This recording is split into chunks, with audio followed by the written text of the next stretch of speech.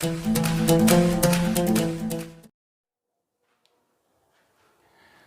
हिंद दोस्तों, मेरा नाम है वेदश्री त्रिवेदी और हम लोग अपने अकाउंटिंग कॉन्सेप्ट के सेशन को आगे बढ़ाते हुए आज इसमें लास्ट वीडियो देखेंगे, जिसमें हमें 2 कॉन्सेप्ट पे बात करनी है, जिसमें 7 और 8 नंबर के कॉन्सेप्ट को हमें पढ़ना है। एक कॉन्सेप्ट है हमारा जिसे हमें 7 नंबर पर पढ़ना है, revenue realisation concept. Revenue realisation concept.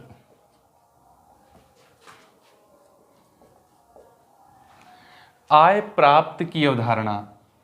आय प्राप्त की अवधारणा बहुत इंपॉर्टेंट है, इसको सही से समझिएगा। ये आपको बताता है कि व्यवसाय में जो इनकम हो रही है उसको कब प्राप्त हुआ मान लिया जाए, उसको कब प्राप्त हुआ मान लेना चाहिए और प्राप्त मानकर अपनी जो बुक्स ऑफ अकाउंटिंग हैं उनमें लिख लेना चाहिए। देखो ऐसा होता है ना, अगर इनकम होने से पहले उसे प्राप्त हुआ आपने मान लिया तो आपकी पोजीशन अच्छी हो जाएगी, और आपकी पोजीशन अच्छी हो जाएगी और उस अच्छी पोजीशन के चक्कर में ज़्यादा खर्च कर डाले और वो इनकम हुई नहीं तो आप मुसीबत में पड़ जाएंगे। इसके लिए ज़रूरी है कि इस पर बहुत ज़्यादा केंद्रित रहा जाए। इनकम जब प्राप्त हो तभी उसे प्राप्त माना जाए, या किसी निश्चित सिद्धांतों पर जब वो सही आ जाए तभी उसे प्राप्त माना जाए, उससे पहले प्राप्त नहीं माना जाए। तो भैया ये कॉन्सेप्ट आपको बताता है कि किसी भी इनकम को प्राप्त कब माना जाना चाहिए।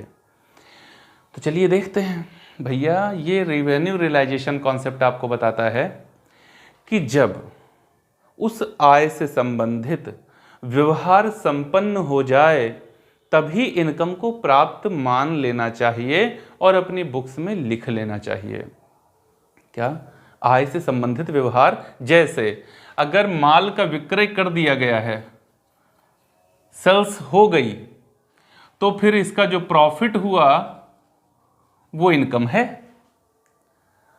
अगर डिलीवरी दे दी गई तो फिर उससे जो मिलने वाला आय है, प्रॉफिट है, वो हमारी इनकम हो गई, उसे लिख लेना चाहिए। ठीक है ना। व्यवहार जैसे संपन्न हुआ वैसे ही उससे मिलने वाली आय हमारी इनकम बन जाती है और उसे लिख लेना चाहिए। लेकिन ये चूंकि इनकम की बात है, प्राप्ति की बात है, बहुत ही बड़ा मुद्दा है, तो इसमें कुछ अपवाद भी हैं। क्या अपवाद हैं? नंबर 1 पर अपवाद समझिए। क्या है भैया? कई बार क्या होता है, अनुबंध के आधार पर कोई इनकम होती है। ठीक है ना, कोई इनकम होती है अनुबंध के आधार पर, यह इसको हम लोग लिखते हैं आय प्राप्ति के आधार पर। नंबर 1 ए, आय प्राप्ति के आधार पर। अगर यही देखें कि इनकम कब हो गई तो उसके लिए अकाउंटिंग कैसे की जाए? अरे कुछ व्यवहार ऐसे होते हैं, जैसे ये कहे ना कि माल बिक गया तो जो भी प्रॉफिट है वो मिल गया मान लेना चाहिए। कुछ व्यवहार ऐसे होते हैं जिनसे इनकम मिलना शुरू हो जाता है, जिनसे इनकम होना शुरू हो जाता है जबकि विक्रय हुआ नहीं है। अरे क्या बात करता है, विक्रय हुआ नहीं और इनकम मिलना शुरू। उदाहरण दीजिए। जी हाँ, उदाहरण लीजिए, हायर परचेज सिस्टम, किराया क्रय पद्धति। किराया क्रय पद्धति, ये बीकॉम फर्स्ट ईयर में चैप्टर है, किराया क्रय पद्धति, किस्त भुगतान पद्धति। तो उसमें जो किराया क्रय पद्धति है ये क्या कहता है? इसमें क्या होता है, 2 लोगों के बीच में एक अनुबंध हो जाता है। 2 लोग हैं, इन दोनों के, ये हैं ए, ये हैं बी, इन दोनों के बीच में एक अनुबंध हो गया। इनको एक मशीन चाहिए थी, एक मशीन को लेकर के अनुबंध हो गया। मिस्टर बी को मशीन चाहिए थे, मिस्टर ए को बेचना था। ठीक, ये वेंडर हैं। मिस्टर बी ने कुछ पैसा, मान लो ये मशीन 50,000 की है, तो इनको 10,000 रुपये तुरंत दिए और बाकी 10,000 रुपये की 4 किस्तें ब्याज अलग से देने का अनुबंध कर लिया। ठीक, तो जैसे ही ये 10,000 रुपये का डाउन पेमेंट करेंगे, ये मशीन किसके पास चली जाएगी? बी के पास चली जाएगी। लेकिन बिक्री नहीं होगी। बिक्री कब मानी जाएगी? जब चौथी किस्त ये दे देंगे ब्याज सहित। तब जब अंतिम किस्त का भुगतान होता है किराया क्रय पद्धति में, ओनरशिप तभी ट्रांसफर होती है ना। तो अगर माल का विक्रय के आधार पर हम देखें जो ये बताता है, तब तो 5 साल बाद इनकम माननी जानी चाहिए, लेकिन नहीं, ऐसा नहीं होता। इनकम तो ठहराव से ही शुरू हो जाती। देखो 10,000 रुपये तो तुरंत मिलेंगे ठहराव के समय। तो आय प्राप्ति के आधार पर अगर आप जा रहे हैं तो ये ध्यान रखना चाहिए सिचुएशन क्या है। अगर ये पद्धति आ रही है तो इसको ध्यान में ना रखिए। क्या ध्यान में रखिए? आय प्राप्त होने लगी, बस लिखने लगिए और उसको अपनी बुक्स में लिखने लगिए। ये मानिए कि इनकम हो रही है। यहीं पर नहीं, दूसरा आधार लीजिए, नंबर बी, उत्पादन की समाप्ति।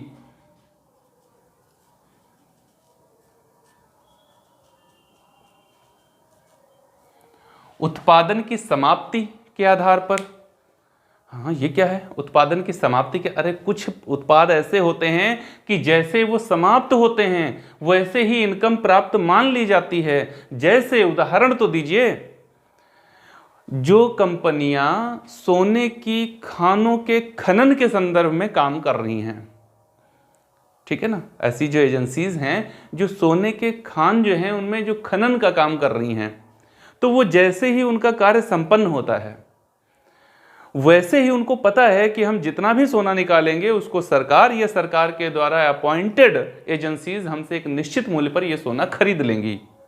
तो भैया जैसे ही उत्पादन कर पाएंगी वो कंपनियां, वैसे ही उनको इनकम हो जाएगी। तो उनकी इनकम किसी विक्रय पर वहां आधारित नहीं होती है।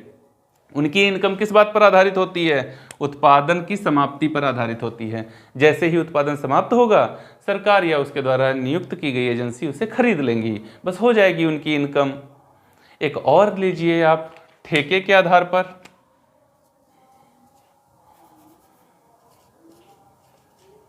ठेके के आधार पर कुछ व्यवसाय ऐसे होते हैं या कुछ कार्य ऐसे होते हैं जो ठेके के आधार पर संपन्न होते हैं, कॉन्ट्रैक्ट के आधार पर संपन्न होते हैं। बीकॉम सेकेंड ईयर में अभी कानपुर यूनिवर्सिटी के आधार पर और बीकॉम के 3rd सेमेस्टर में लखनऊ यूनिवर्सिटी के आधार पर आप लोग पढ़ेंगे कॉस्ट अकाउंटिंग। और कॉस्ट अकाउंटिंग में एक चैप्टर है कॉन्ट्रैक्ट एंड जॉब कॉस्टिंग, बहुत इंपॉर्टेंट है। जब तुम्हारे कॉम्पिटिटिव एग्जाम होते हैं वहां पर भी खूब क्वेश्चन उससे पूछे जाते हैं।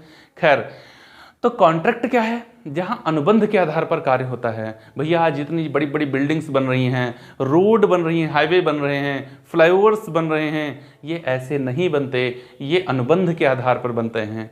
कॉन्ट्रैक्टर के साथ में सरकार का अनुबंध हो गया, वो लोग बनाने लगे, सरकार के इंजीनियर्स ने उनको चेक किया, समय समय पर धीरे धीरे उनका पेमेंट होता जाता है। वैसे अनुबंध 2 तरीके के होते हैं, एक अल्पावधि होते हैं, एक दीर्घावधि के होते हैं।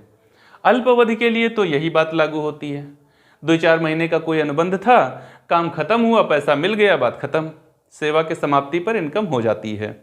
लेकिन जिन ठेकों की मैं बात कर रहा हूं ये दीर्घावधि वाले ठेके होते हैं। कोई फ्लाईओवर आपने देखा है 10 दिन के अंदर बन के तैयार हो गया हो? नहीं, वर्षों वर्ष लग जाते हैं। रोड जब हाईवे वगैरह बनता है वर्ष लग जाते हैं, ठीक ना। मेट्रो का काम चल रहा है, वर्ष लग जाते हैं। तो इनका काम जो चलता है वो ठेके के आधार पर चलता है।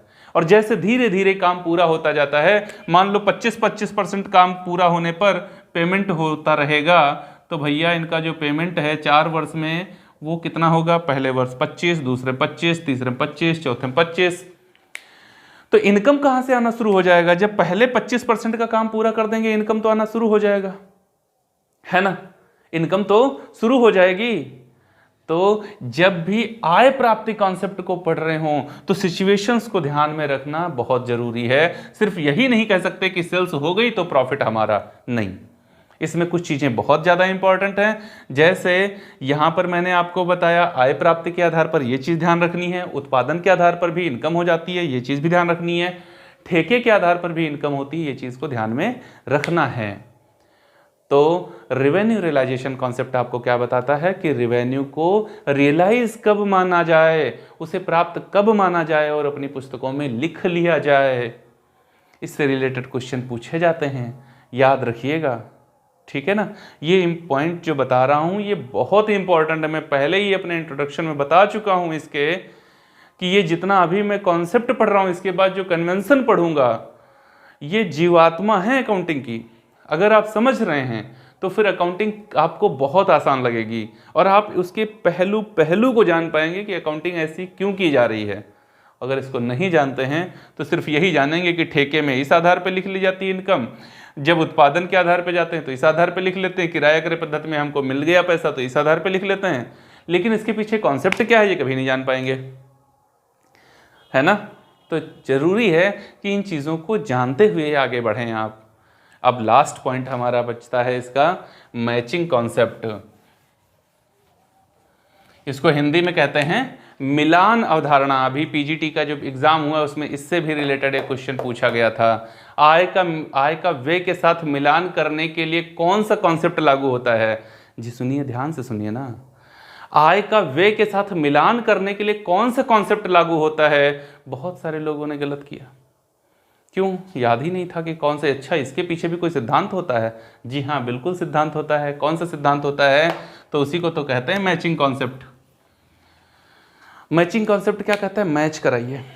किसका मैच कराइए? अकाउंटिंग पीरियड आपको पढ़ाया ना, अकाउंटिंग पीरियड आपको बता चुका हूं। अकाउंटिंग पीरियड क्या कह रहा था? एक वर्ष में अकाउंटिंग को क्लोज कीजिए। तो मैचिंग कॉन्सेप्ट आया, कहा अकाउंटिंग को क्लोज तो कर रहे हो, ये तो बताओ कि जो एक्सपेंस थे इसका इनकम के साथ में रिलेशन क्या था?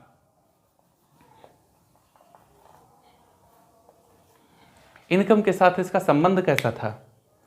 क्या प्रॉफिट हो रहा था या लॉस हो रहा था? अरे उसी अकाउंटिंग पीरियड में प्रॉफिट या लॉस को जानने के लिए जो स्टेटमेंट बनाते हैं उसी वो किस आधार पे बनाते हैं? वो कौन कहता है कि वो स्टेटमेंट, जैसे आप पीएल अकाउंट बनाते हो, कौन कहता है पीएल अकाउंट बनाओ? क्यों बनाएंगे पीएल अकाउंट? क्यों बनाएंगे पीएल अकाउंट हम? ये है ना कॉन्सेप्ट, मैचिंग कॉन्सेप्ट। ये कहता है पीएल अकाउंट बनाओ। अगर आप नॉन ट्रेडिंग ऑर्गेनाइजेशन हो तो आप रिसिप्ट्स एंड पेमेंट अकाउंट बनाओ, आप इनकम एंड एक्सपेंडिचर अकाउंट बनाओ, लेकिन आपको ये बनाना पड़ेगा और ये दिखाना पड़ेगा कि बिजनेस में मुझे प्रॉफिट हुआ या फिर लॉस हुआ। तो मैचिंग कॉन्सेप्ट क्या बताता है? आय का व्यय के साथ मिलान कीजिए, आय का व्यय के साथ में मिलान कीजिए और ये बताइए कि प्रॉफिट में हैं आप या फिर लॉस में हैं। उसी के आधार पे तो सरकार आपके ऊपर टैक्स लगाएगी, उसी के आधार पे तो क्रेडिटर्स आपके साथ व्यवहार करेंगे। तो आपको ये मैचिंग कॉन्सेप्ट बताता है कि आय और व्यय का मिलान आपको करना पड़ेगा। इससे रिलेटेड क्वेश्चन पूछा जाता है, मैंने पहले ही आपको बता दिया। आय का व्यय के साथ मिलान करने के लिए कौन सा सिद्धांत प्रेरित करता है? उसी सिद्धांत का तो नाम है मैचिंग कॉन्सेप्ट, मिलान अवधारणा। और साथ ही साथ उसमें यह भी ध्यान रखना है कि जो प्रॉफिट आपको हुआ है और जो एक्सपेंस आपने किए हैं ये उसी समयावधि से संबंधित हैं या नहीं। जैसे मैं आपको पीछे बता चुका हूं, कुछ खर्चे होते हैं जो आउटस्टैंडिंग होते हैं और कुछ होते हैं जो प्रीपेड होते हैं। आउटस्टैंडिंग क्या है?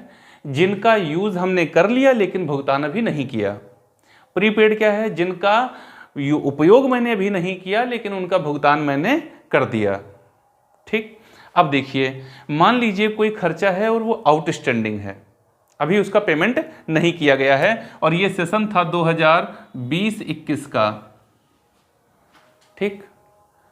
और इनकम वहां पर हमारी दिखा रहा है 5 लाख रुपए।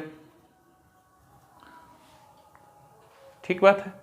अब क्या होगा, अगर आपने इस आउटस्टैंडिंग को इसी वर्ष समायोजित नहीं किया तो इसको अगले वर्ष आप पेमेंट करेंगे जाके। कब पेमेंट करेंगे जाके? 2021-22 के सेशन में पेमेंट करेंगे जाके। मान लो ये पेमेंट हुआ 20,000, तो ये 20,000 रुपए एक्सपेंस आपका किस सेशन का था? 20-21 का था। और पेमेंट कहां हुआ जाके? 21-22 में हुआ। तो यहां पर आपकी इनकम को इसने 20,000 रुपए से बढ़ा दिया है और यहां पर आपकी इनकम को ये 20,000 रुपए से घटा देगा।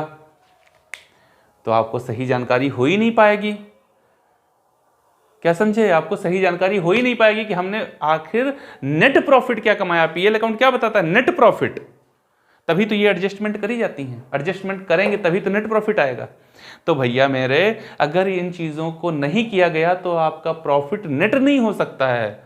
वो आपको सही नहीं बता पाएगा कितना लाभ हुआ उस अवधि में। तो ये जो भी प्रॉफिट आए उसको वो नेट हो, एकदम शुद्ध हो, इसके लिए जरूरी क्या है, समायोजनाओं सहित उनका लेखांकन किया जाए और जिस अवधि का जो व्यय है उसको उसी अवधि में लिखा जाए, आगे न लिखा जाए। और अगर आगे से कोई संबंधित व्यय है तो उसको अगले वर्ष में ही दिखाया जाए, इस समयावधि में न दिखाया जाए जिसमें उसे भुगतान किया गया है। जैसे प्रीपेड है तो इसे आगे के वर्ष में ले जाना है, वहां पे दिखाना चाहिए। यहाँ पे क्या करना है, अपने एक्सपेंस को कम कर देना है। प्रीपेड को आप क्या करते हैं, जैसे इंश्योरेंस प्रीपेड है आपका और इंश्योरेंस था आपका 20,000, प्रीपेड है 2,000, तो क्या करेंगे 2,000 लेस करके फिर 18,000 लिख लेते हैं ना। क्यों? क्योंकि अगर मैंने 20,000 लिख दिया तो 2,000 रुपए से अनएक्सपेक्टेड हमारा प्रॉफिट कम हो जाएगा और अगले वर्ष ये हम दिखाएंगे नहीं तो अनएक्सपेक्टेड हमारा 2,000 से प्रॉफिट बढ़ जाएगा। बात समझ रहे हो ना? तो इस चीज को ध्यान में रखते हुए आगे बढ़ना है। और ये क्यों करना है, ये सब कौन करवा रहा है, तो ये हमसे कौन कराता है, मैचिंग कॉन्सेप्ट कराता है। मैचिंग कॉन्सेप्ट बताता है कि इन चीजों को आप करिए। यदि आपको ये वीडियो अच्छा लगा तो इसे अपने दोस्तों के साथ साझा कीजिए और इसे लाइक जरूर कीजिए। वीडियो को पूरा देखने के लिए आप सभी का बहुत बहुत धन्यवाद।